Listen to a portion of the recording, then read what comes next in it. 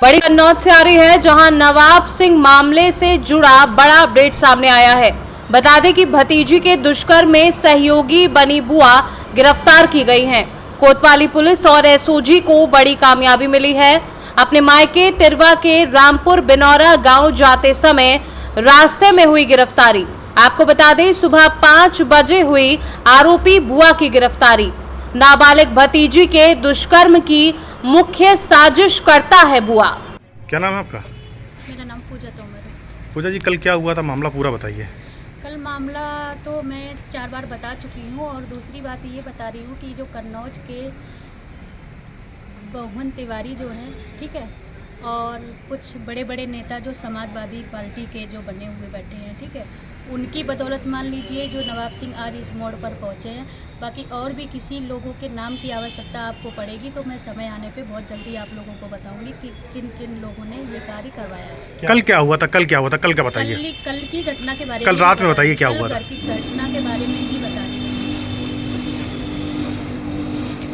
कल क्या हुआ था? कल रात में क्या हुआ था वो पूरा बताइए। कल से लेकर अभी तक का आराम से बताइए, पूरा बताइए क्या हुआ था।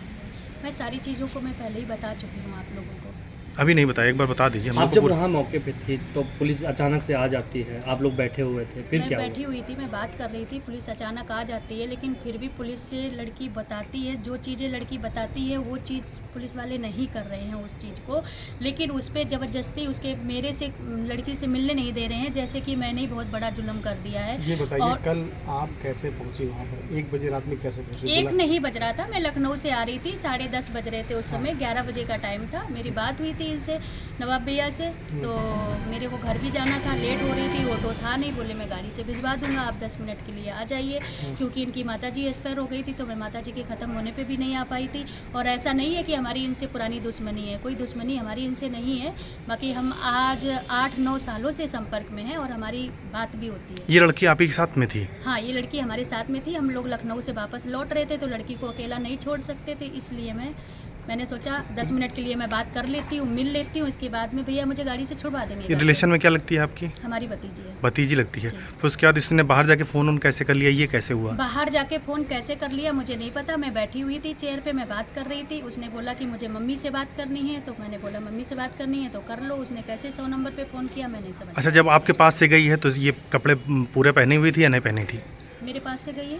आपसे फ़ोन लेके गई जैसा है? कि बताया जा रहा है कुछ मानसिक तौर से भी बीमार रहती है लड़की है। नहीं, मानसिक तौर से तो कुछ बीमार नहीं है। बाकी हाँ, थोड़ा सा ये है कि अगर कोई कुछ भी उसको भड़का देता है थोड़ा सा, तो उसकी बात में वो मान लेती, बहुत जल्दी मानती है। अगर कोई भी फ़ोन भी उसको चलाने, नहीं मैं क्यों भड़काऊंगी, मेरी तो भतीजी है, मैं ऐसा क्यों करूँ? उसने आरोप क्यों लगाया?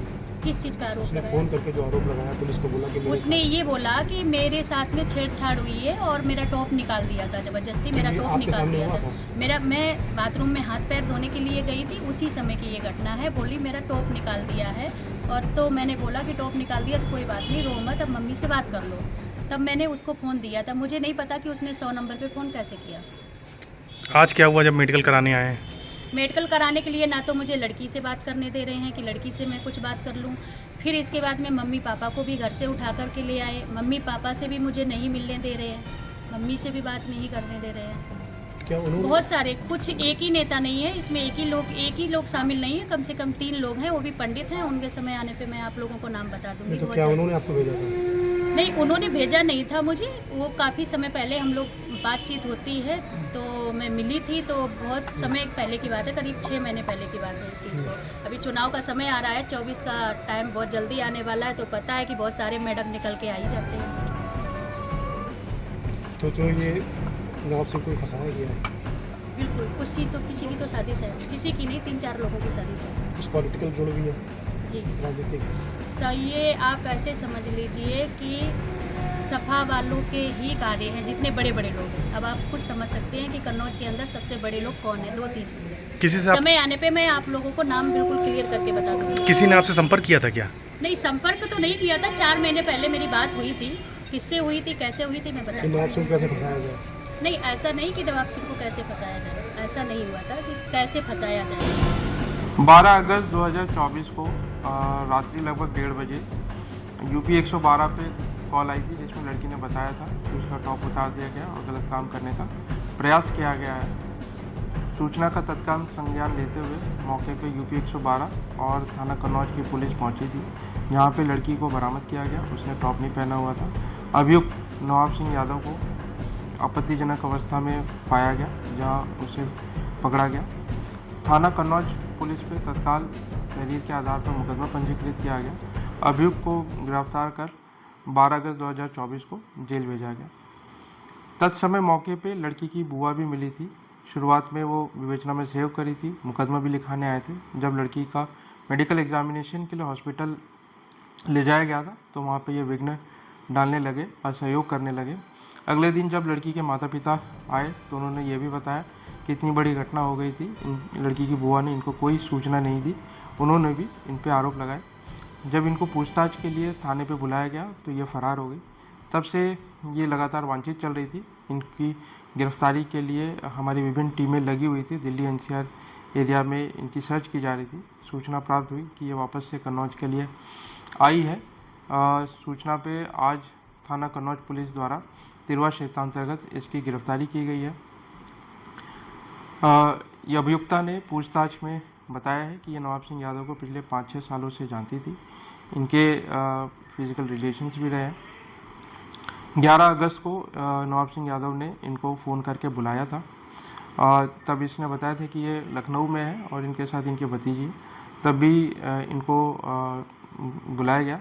ये रात्रि में नवाब सिंह यादव के कॉलेज पहुंचे थे, जहां पे ये दुष्कर्म की घटना हुई।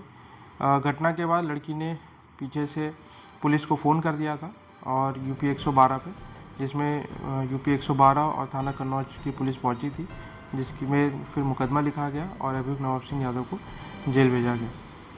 अभियुक्ता ने यह भी बताया कि जब ये मेडिकल एग्जामिनेशन के लिए गए थे तो वहाँ पे जो अभियुक्त का भाई है, इनको प्रलोभन दिया था कि अगर ये बयानों से पलट जाए, मेडिकल एग्जामिनेशन ना हो तो इनको पैसे दिए जाएंगे।